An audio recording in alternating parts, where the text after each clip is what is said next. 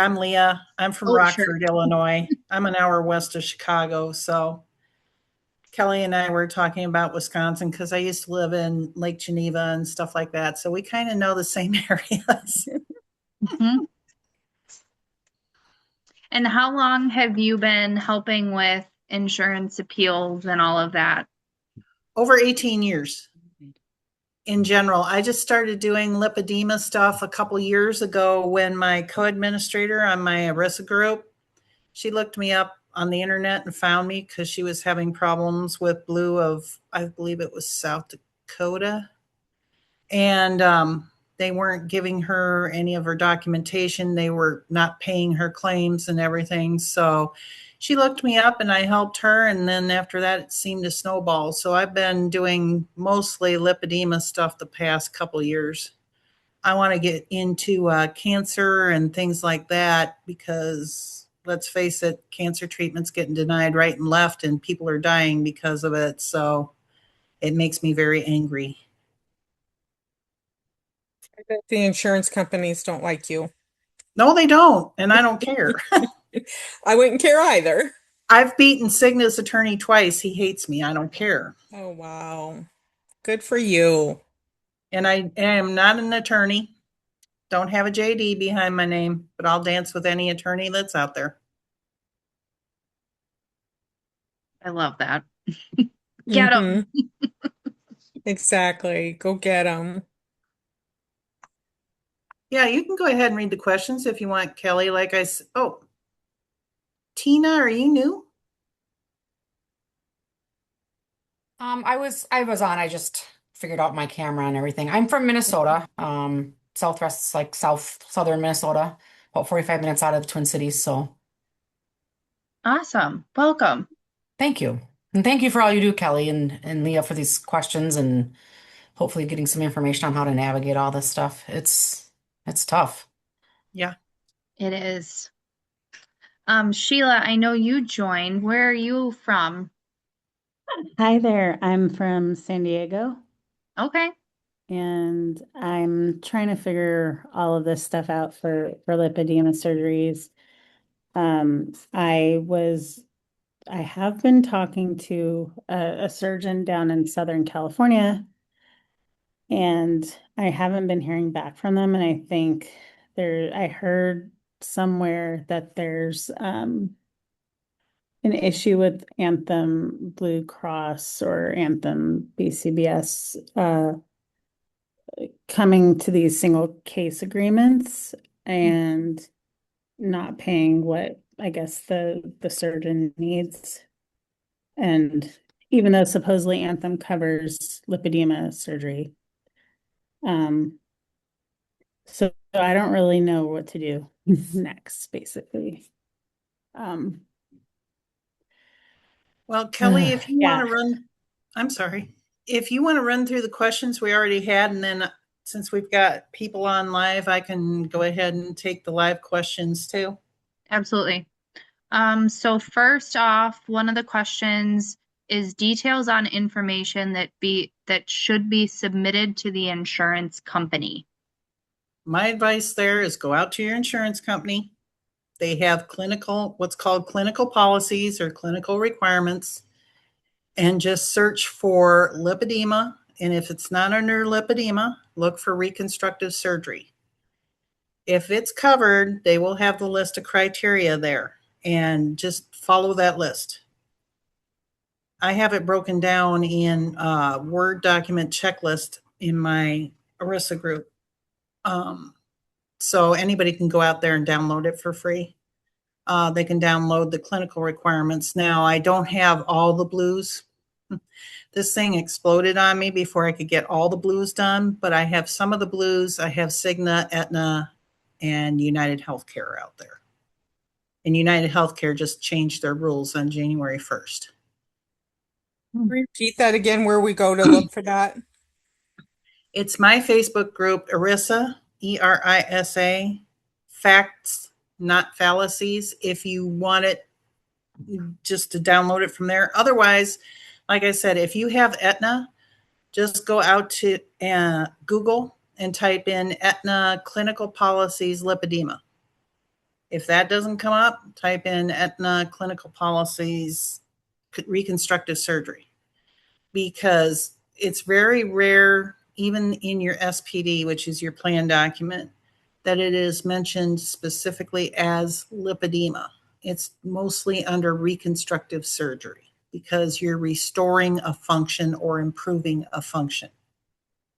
Mine's listed under reconstructive surgery. Yeah, that's what it would probably be in your SPD. I have seen the occasional one where it's lipedema, but it's very rare. And your SPD and the clinical requirements are two separate things.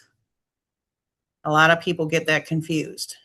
Clinical requirements are what the insurance company says, hey, you have to meet all these things in order for you to have coverage. Where your SPD is your benefits booklet, and that's the ruling document when it comes to benefits determinations. If there's an issue between the SPD and the clinical requirements, it even says in those clinical requirements that the benefits booklet will override those clinical requirements. So yeah, the SPD is the end all be all ruling thing when it comes to benefits. And just a housekeeping, I did put the link to Leah's Facebook group in the chat. So you should be able to click on it and go to that directly. You will have to answer questions, and you will have to agree to the group rules because mine's private, just like the Midwest one that just got created. I am trying to keep some people out if possible. I think Kelly knows what I'm alluding to. I do. I can clip that part out, Leah, if you. So Kayla just joined. The recording will be shared after the call. I'm just gonna do some making anonymous of, names and just making sure that like identifying information isn't out there publicly, but all of the concepts and advice that Leah's giving us will be recorded and shared. Okay, next question. I live in Central Illinois and looking for a provider. Any suggestions? As far as I am aware, we do not have any nearby. To my knowledge, there isn't any in Central Illinois. Now there's surgeons in the Chicago area. There's Crockmall. There's Carpadia, I think. Carpadian, something like that. And then there's Gutowski. Nothing that I'm aware of in Wisconsin. After that, the closest that I know of would be Dr. Wright down in Missouri. And I don't know if you saw the letter recently. I think they're terminating their contract with United. I know he's thinking about it. I was just down there. They invited me down a couple weeks ago in their office to talk to their patients about insurance questions and things like that. And we had a discussion about that. And based on what they're paying him in his contract, I don't blame him. I'd dump them too. But they haven't made any decision yet. They're still talking about it.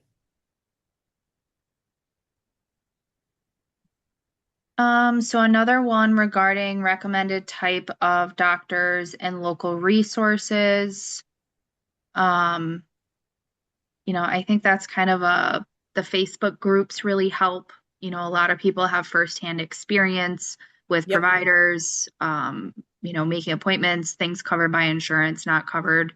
So I think we can breeze over that one. Yeah, I agree. Just ask in whatever Facebook group you're in for recommendations. Yeah. Okay, next one. For self-funded insurance plans who do not have a policy or exclusion for lipedema, it defaults to the carrier. So Aetna in this instance, how likely is an appeal if they deny surgery?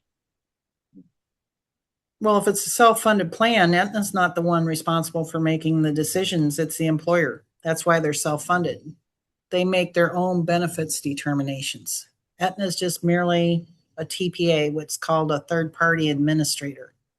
They have no skin in the game. If you file a Department of Labor complaint It goes against the employer. It does not go against the insurance company because it's a self-funded plan.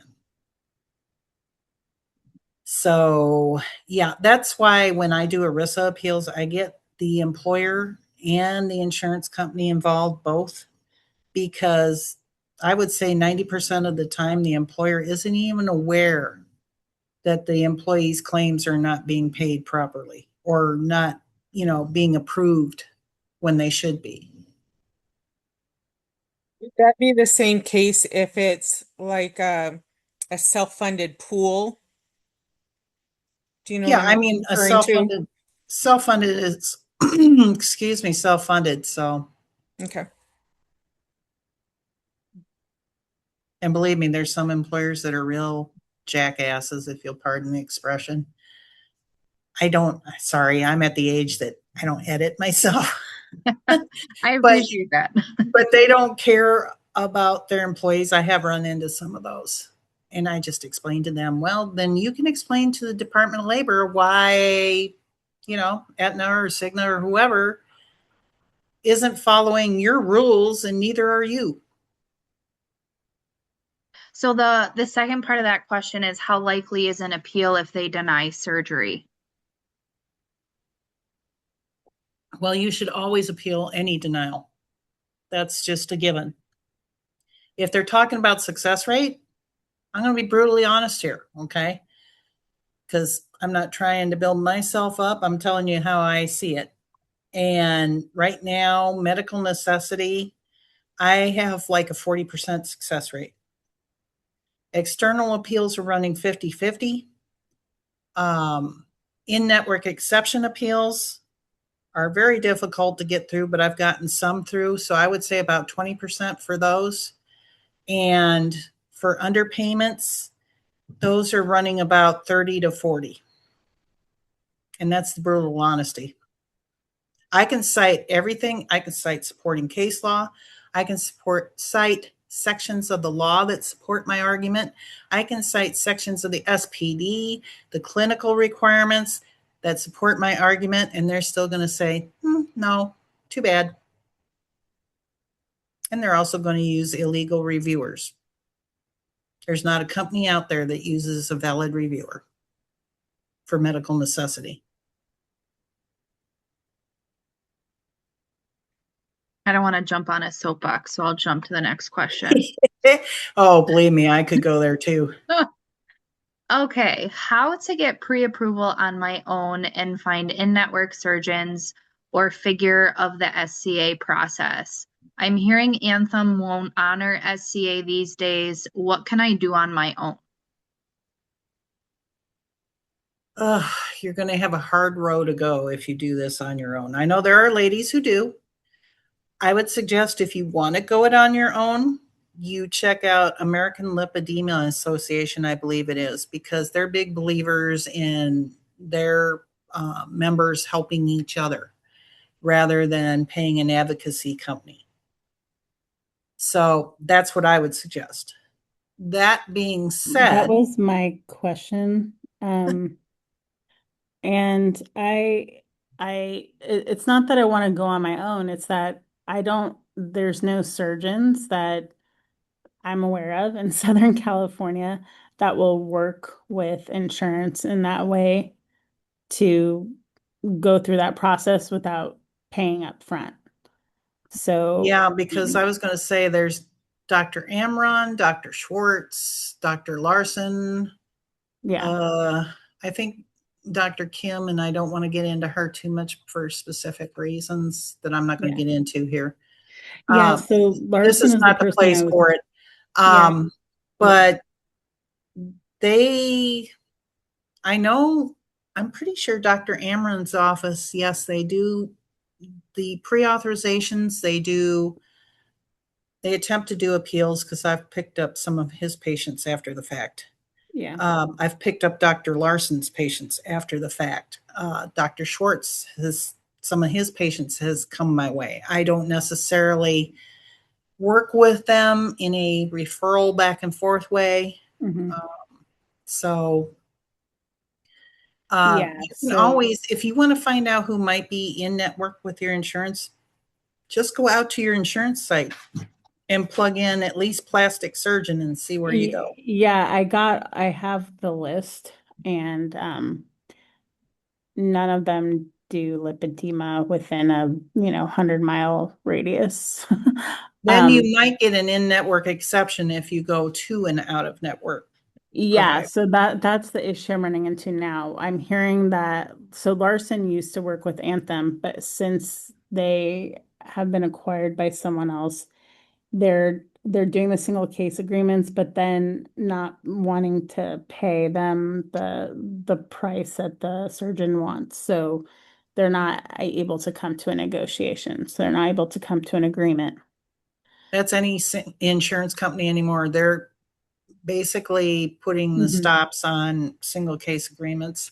Yeah. Some are getting through, Yeah. but I mean, Cigna has flat out told the surgeons that I kind of work with that, nope, sorry, we're not even going to talk. So that's the way it is. Okay. But if a surgeon signs a single case agreement and the insurance company does not honor that agreement, then it is up to that surgeon's office to go after the insurance company for breach of contract agreement, because it is a breach of a contract. It's a one-time contract, but it's still breach of contract.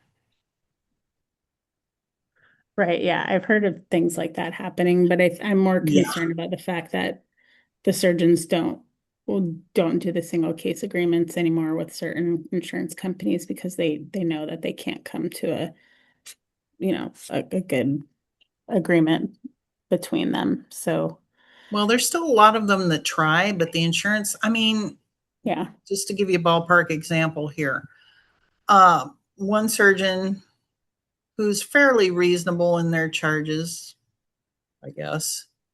Normally they typically charge around $8,000. The insurance company wanted to get a single case agreement for $600. Come on.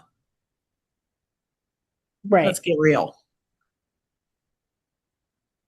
Those are very complex surgeries, and that would be an insult to me. $600 on an $8,000 bill. Come on. Yeah, but that's the kind of stuff they're pulling right now. So this is where I'm trying to figure out, like, I mean, this is serious because that means a lot of us aren't going to be able to get insurance coverage for this surgery. And they absolutely should pay at least. I mean, in my mind, it's of course it's a medical necessity for a large majority of us. But they're basically saying you're out of luck. You have to go pay yourself for something that they should absolutely cover. Which is just ridiculous to me. Well, they should pay according to the language in your SPD. However, out-of-network benefits are defined. Some of them are based on Medicare percentages, which we know don't exist, so they better cough up a fee schedule, something in black and white at that point as to what their reimbursement is based on. It's just, when I first started doing this, because lipedema surgeons are the only ones that I have ever worked with. I've worked with hospitals, ambulatory surgery centers, other surgeons, orthopedists, cardiologists, everything. And this was the first time I ever heard of a provider asking for money up front. That blew my mind when I first started doing these. And I said, why don't you just file the insurance? And once I got into it, I found out why they don't just file the insurance, because if they're getting paid $600 on an $8,000 claim, I don't blame them. I would want my money up front. I mean, I'm not saying you guys are in the wrong for wanting your coverage. You have it, you pay for it, etc. But I can also understand their side of things too. It's not fair all the way around.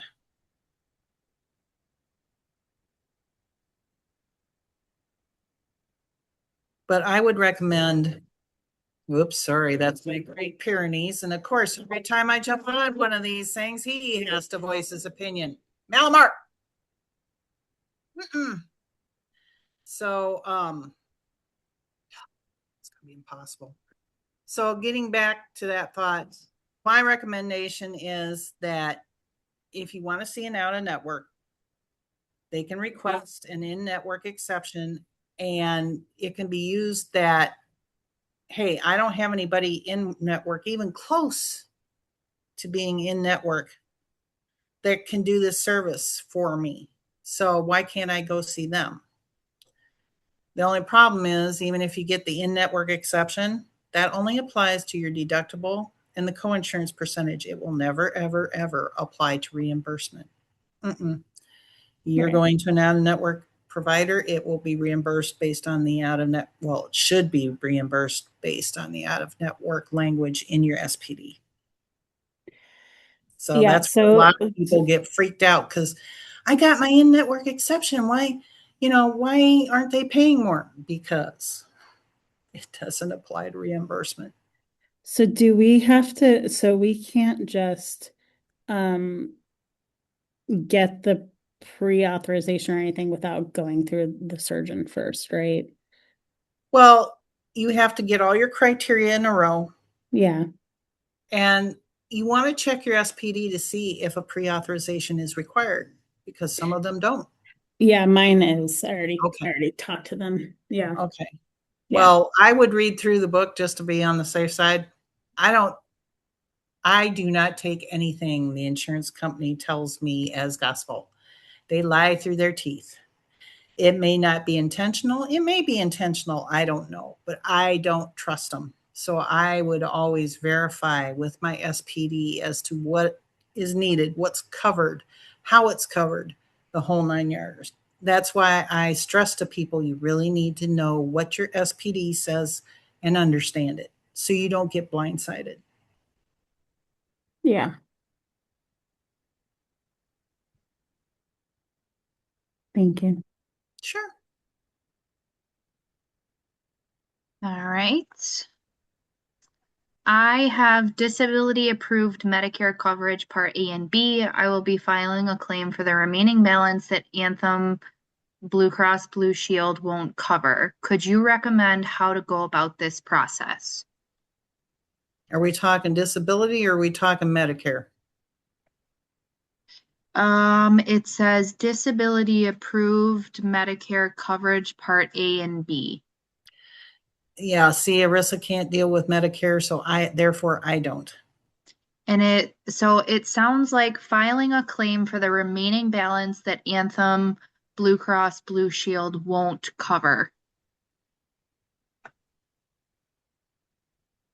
Well, that could be a secondary situation. See, I need more details on that, because if they have a commercial as a secondary, then yeah, that could be possibly appealed for the payment. But if it's strictly Medicare, no, I can't, ERISA won't touch it. And Medicare doesn't pay on these procedures anyway. They just flat out don't. I've looked up every locality, because when I first started doing this and I saw 100% of Medicare or 300% of Medicare, I went through every locality for every CPT code, and there is no payment information. They consider it cosmetic. Again, not saying it's right, but that's how Medicare is doing it. So Kayla put in the chat, when she looks up plastic surgeons to see who's in network on the Cigna website, it pulls up mainly dermatology. Is she doing anything wrong? That's weird. I know a lot of dermatologists do plastic surgery. Oops, sorry. Thought I had that on silent. Come on. Now, I believe if I remember right, Dr. Amaron isn't a plastic surgeon. He's a dermatologist. There's one of the surgeons, and I may be wrong there. Okay. So don't take that 100%. I know for a fact there's at least one of the current lipedema surgeons that is a dermatologist. So it may be that that's why it's coming up. If you get that scenario, I would write down those names or take screenshots of those names because this is how I argue out of network exceptions or in network exceptions. I go through and I look at each one's specialties and I take screenshots, because if the lipedema isn't mentioned there, because a lot of them you can search, okay, or just in their bios, it will say what they specialize in. So if lipedema isn't mentioned, suction assisted lipectomy isn't mentioned, I guarantee you they wouldn't have a clue what lipedema is, let alone how to do a surgery on it. Like I said, that's one of my main arguments when I argue for in-network exceptions, because the insurance company's favorite game is, oh, well, this doctor, and this doctor are in-network plastic surgeons. They can do it. No, they can't. And I include those screenshots. No, they can't. I've seen what happens when a plastic surgeon claims that they can do lipedema surgery and they can't, and it was not pretty. I feel so bad for that lady. I don't know how she's ever going to get back to normal. Okay, so do you assist with getting insurance to cover conservative treatment such as compression, MLD, and gym membership for aquatic therapy? I can if it's approved in your SPD, and they're denying for that reason. But a lot of times the SPDs will not cover MLD. They will not cover compression. They, once in a while they'll slip up and they'll put compression under durable medical equipment. So if it's specified under durable medical equipment, oh yeah, you can go that route.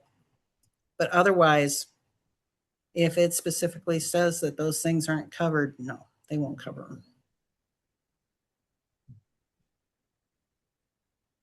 All right, this is a two-part question. For GLP-1, how to get it approved for insurance to treat lipedema? I hate to sound like a broken record, but there again, you got to look at your SPD and see if it's in your prescription section, if it's covered.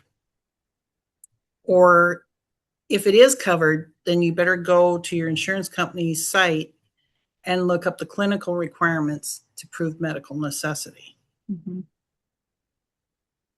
That was my issue, is I grabbed a bunch of research and was like, see, this is going to help with lipedema. And my health insurance said, nope, you don't have sleep apnea and you're not pre-diabetic.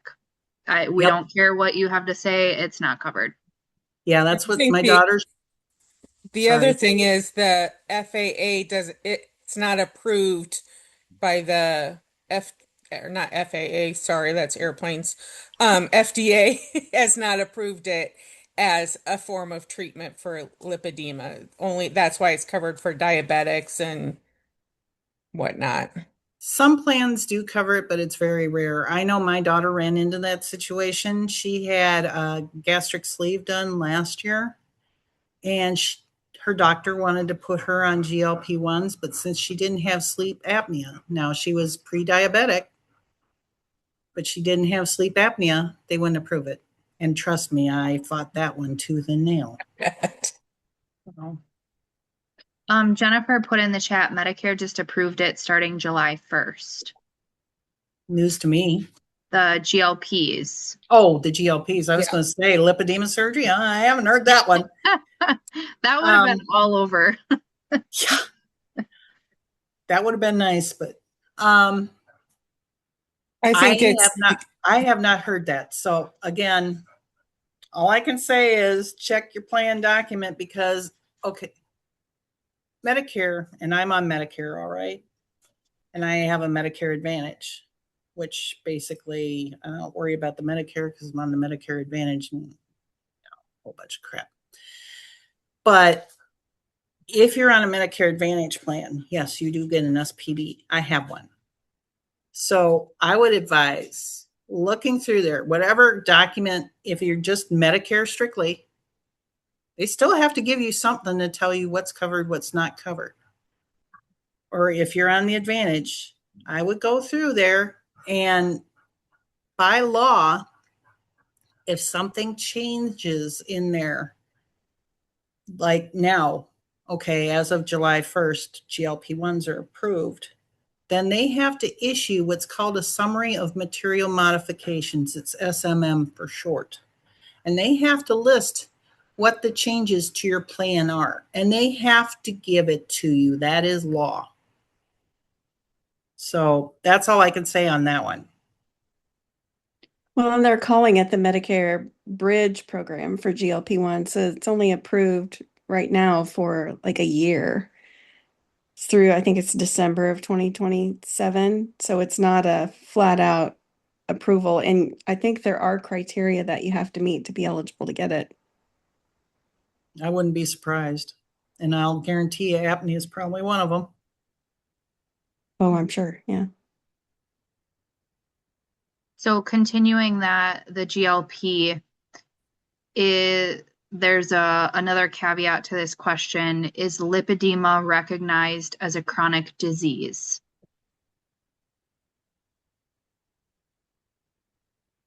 Actually, the recognition of a chronic disease really doesn't affect it. I mean, I've seen the clinical criteria and they consider it a chronic disease. When Dr. Wright and Dr. Herbst wrote the clinical, or I got clinical on the brain. When they wrote the lipedema treatment plan that, is accepted all over the world by various lipedema surgeons, I know they said it was a chronic illness. If you look at some of the clinical criteria and if you read all the way to the bottom, like of that language, it will say in there chronic. Some of them do. But that's not really what, unless they say in the clinical criteria, really, Malamar? Hang on, guys. I'm going to take care of this little fuzzy matter. Come on, dude. Stop it. So Jennifer, I'm just reading through your, Go. you think it has to do with BMI for coverage, at least that's what your weight wellness doctor said. Oh, is that one of the criterias for Medicare to cover it?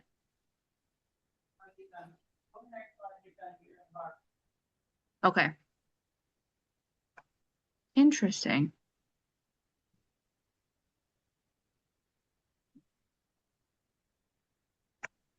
Sorry. I locked him in my bedroom.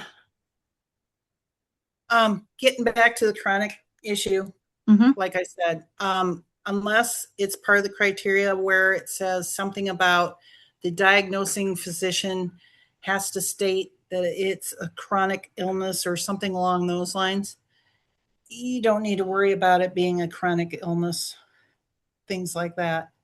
That designation really doesn't matter one way or the other.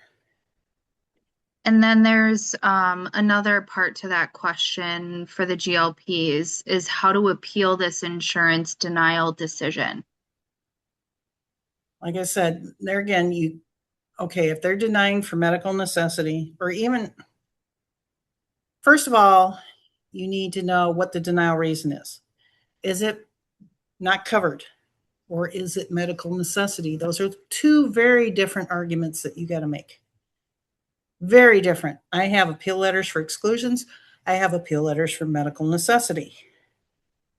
Very different arguments. So in that case, again, check your SPD. Is it covered? That's the first thing. First and foremost, before you even look at the clinical criteria, check your SPD, because if it's not covered, you're wasting your time trying to get the clinical criteria met, because the SPD is the ruling document when it comes to benefits determinations. So if it says you're out of luck, you are out of luck. Yeah, I know, like with my insurance, it's just exclusively excluded across the board for everybody, GLP-1s. They do not cover them for anyone for any reason. Wow. Jennifer put in the chat, sometimes if you get diagnosed with both lymphedema and lipedema, it helps because lymphedema is recognized as chronic. I'm not so sure about that one. So I really have no say so in that. But you have to be careful with that too, because if you're trying to get lipedema surgery, and this is something the insurance companies do all the time, they don't distinguish between lipedema and lymphedema. Yeah, they're two separate diseases, okay? Mhm. They're even spelled differently. Come on. So I had one that wrote up a denial, and this was strictly a lipedema issue. They denied, saying, well, the patient does not meet the criteria for lymphedema. Say what? We didn't, there's no way in that file that lymphedema is even mentioned. So you have to be very careful. And like I said, my co-administrator, Samantha, screwed up. And when she did her letter of how it affected her, she accidentally pointed out that she has Ehlers-Danlos, and they wouldn't approve it because of that, because they said Ehlers was causing her problems, not lipedema. So you have to walk a really fine line. Do not give them anything more than what they ask for. Do not give them anything less than what they ask for. Just whatever's in that criteria, that's it. So we have a question in the chat from Tina. She says, I was denied on multiple occasions for arm lipectomy and brachioplasty after having gone through all requirements of my policy, stating it was exploratory and or cosmetic. I took my appeal through the Department of Commerce, sent out to a third-party reviewer, ultimately getting the lipectomy covered. I am now working on the next phase for my legs. If the arms were covered, is it likely the legs would be covered, or am I in for another roller coaster ride? You could be in for another roller coaster ride. Why they didn't override everything at that point, I don't understand.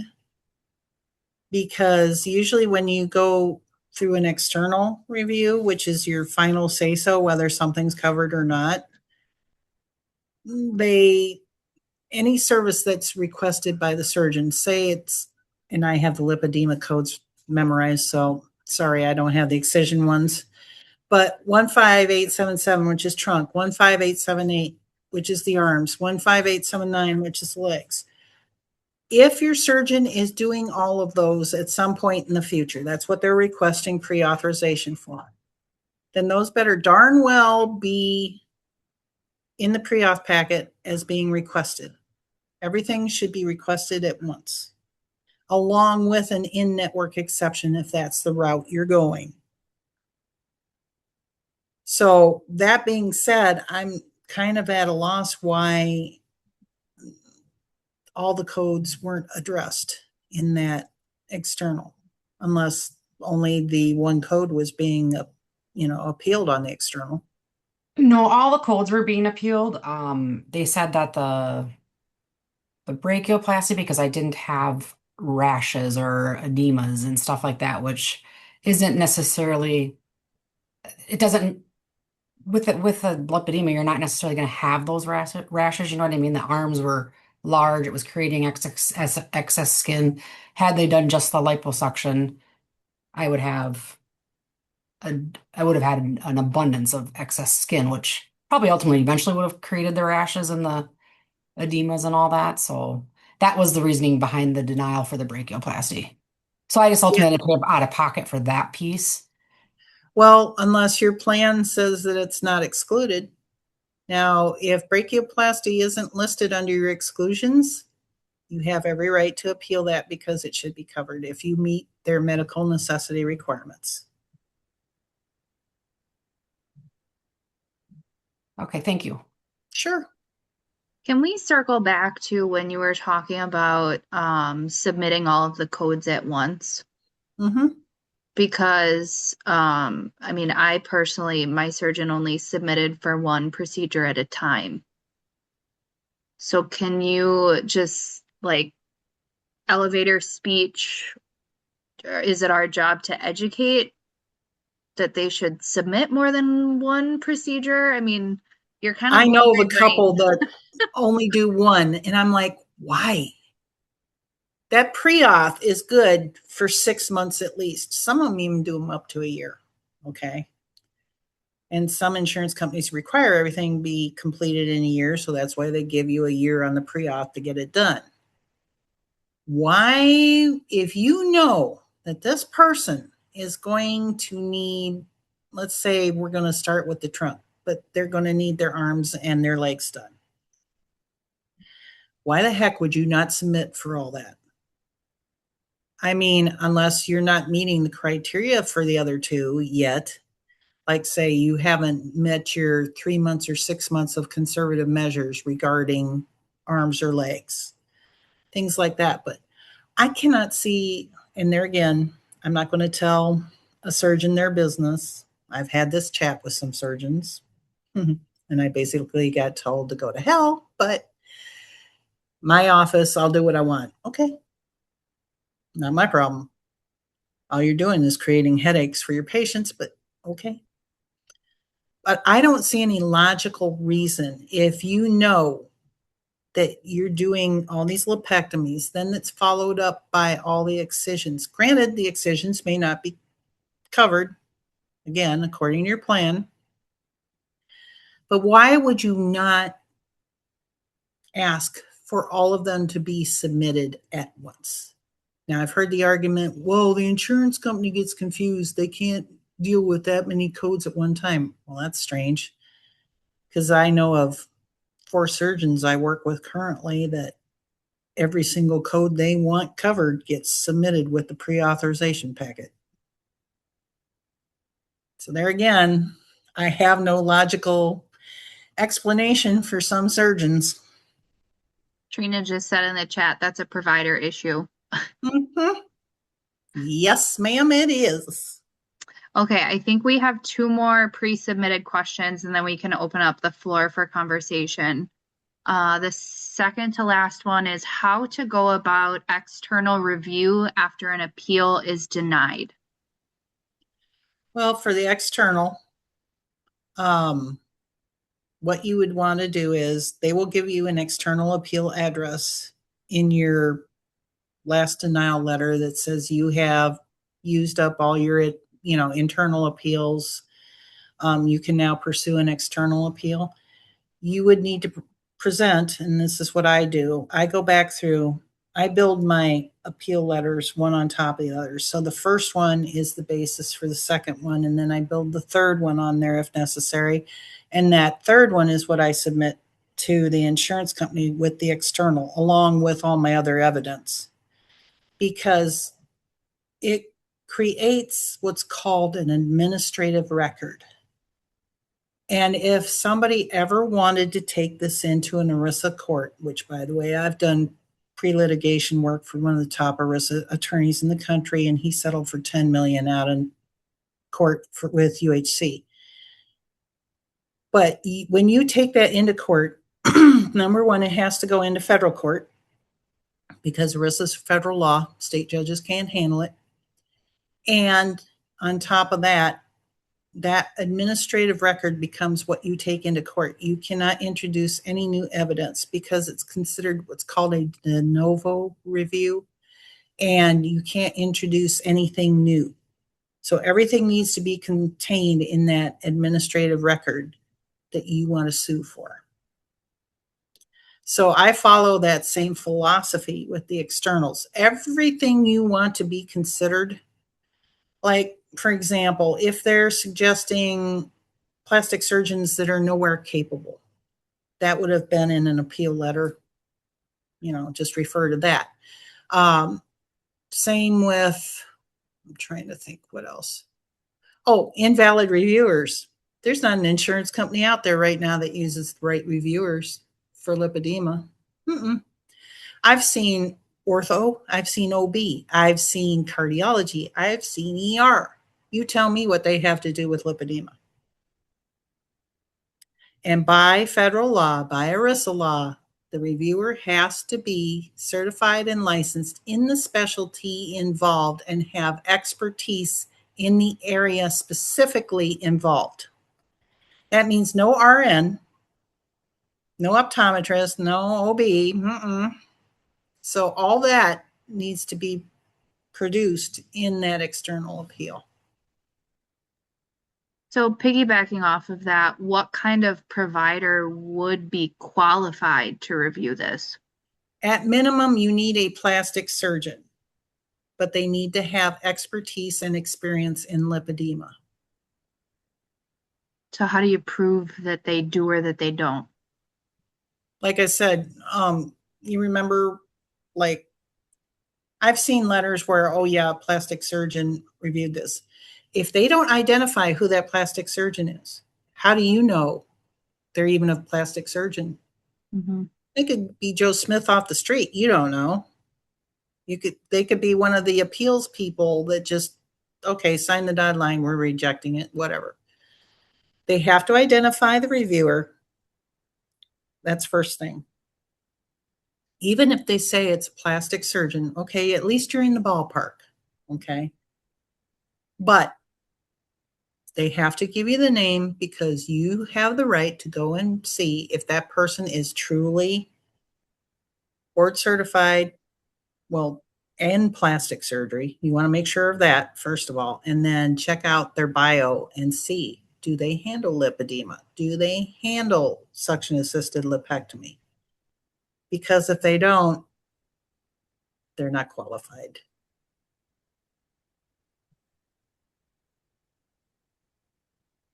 A lot of them like to stick that, medical director reviewed your appeal and decided that we're not going to override our denial.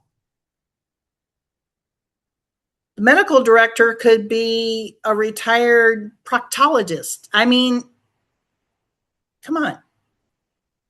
So, I mean, I literally have a denial letter here that says medical director. So Yep, can you I and I go were back? talking about that before we went live. Yep. Yeah, it's ironic that this happened tonight because I opened up a denial letter for my next surgery from my health insurance. So by them saying a medical director reviewed this, can I ask who actually reviewed it, or do I have to do that through the appeal process? You can ask. I don't recommend doing phone calls to insurance companies for the simple reason that if you talk to 10 people at an insurance company, you're going to get 10 different answers. Mm-hmm. And chances are none of them is right. Just the way it is. And just as a warning, guys, I have worked for an insurance company back in the day. I worked for Pacific Care before it got bought by United Healthcare, and my main area of expertise was out of network. So I know that side of the fence. All right, our last question. I have heard that lipedema surgery is reconstructive surgery, but I have also heard the codes used are for cosmetic surgery. Is that correct? Yep. If so, why is many plans don't cover cosmetic surgery, but they will cover reconstructive surgery? Thank you for your time. Sure. Right now, you don't have CPT codes for lipedema surgeries. They have to use the established cosmetic ones. Now, there's going to be ICD diagnosis codes effective in October of next year, but that's only part of the battle because I'm playing devil's advocate here. Okay, fine and dandy, you have the diagnosis there. But these insurance companies just love to look at just the CPT codes, and the CPT codes are not going to change. As far as I know, I don't know when that's going to get changed, and I thought that should be done at the same time as the ICDs. But I look for that to still be a battle. Seriously, because they're going to look at those cosmetic codes and go, I don't care what the diagnosis says, cosmetic, didn't I? Not like they need a reason, but So that was my question, Leah. There's not reconstructive surgery codes they can use, nope. but there's reconstructive surgery.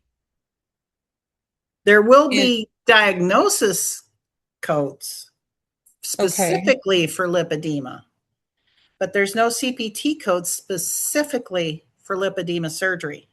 It still has to be the 15877, 878, and 879.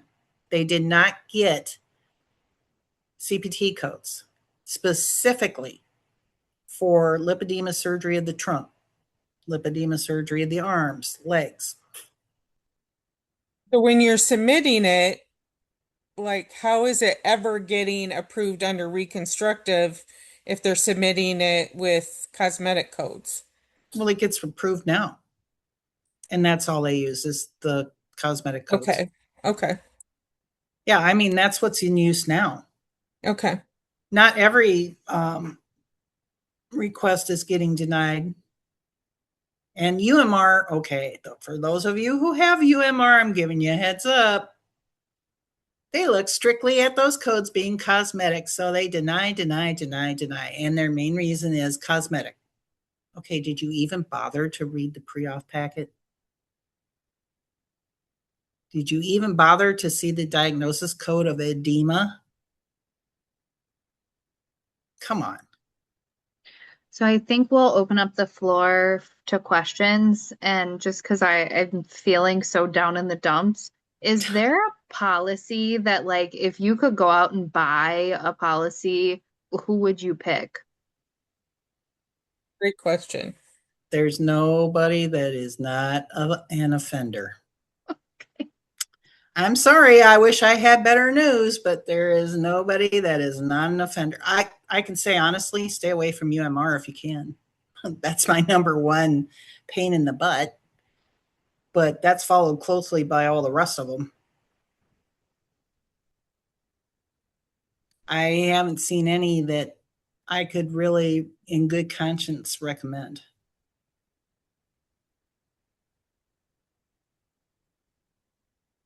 Does anybody Like I else have said, some questions? people have gotten things through, and more power to them. I'm happy for them.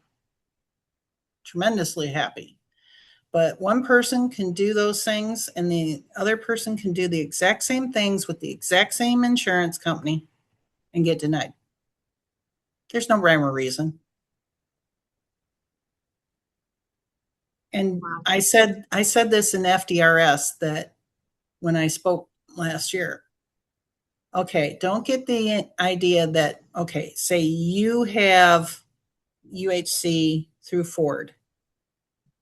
Your neighbor has UHC, but they have it through Verizon. Just because you both have UHC, you do not have the same plan.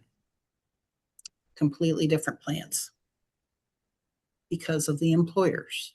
Employers have their own SPDs. The only way that it might even become similar is like through the marketplace, but there again, you've got the different types of marketplace plans. So, yeah. Wow. So much for getting out of the dumps, Kelly. No. Sorry, Kelly. I wish I could be all Nice sunshine and try. rainbows, but I can't. I was trying to be like, yay, let's end on a good note. I wish I could, but I'd be lying to you. And I won't do that to people. I appreciate the honesty. Does anybody else have questions?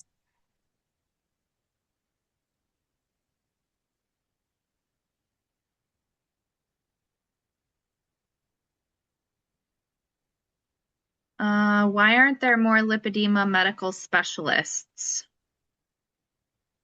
It's my understanding that it's being opened up, that more doctors are being educated in it in medical school now, from articles I've read.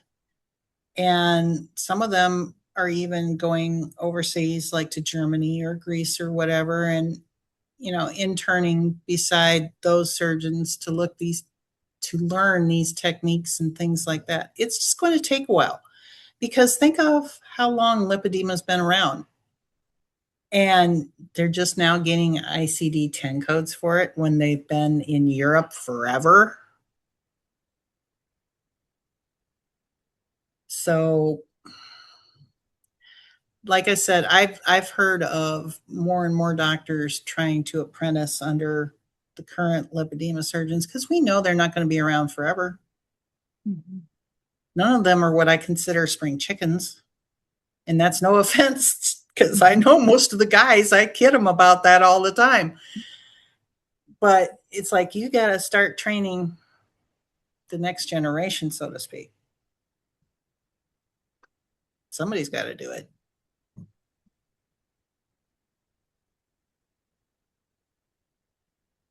Any more burning questions?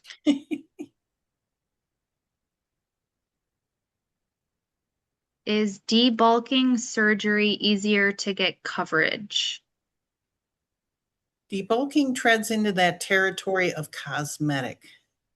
If it's not to restore or improve function, if that language is not in the medical records somewhere, they're going to treat it as cosmetic. Well, that popped into my head. So if somebody does and the terminology of the test, there's no standard test, but if somebody does a lipedema mobility assessment, a functional mobility assessment, can that be used in an appeal process as medical necessity? Yeah, Dr. Hagopian demands one. He's the only one, by the way, that demands it, and it's not a cheap test. His office swears by it that it helps with approvals. I have not seen it. Again, my opinion, because I have a lot of his patients come to me. It gets into one of those areas where, again, you have to be careful.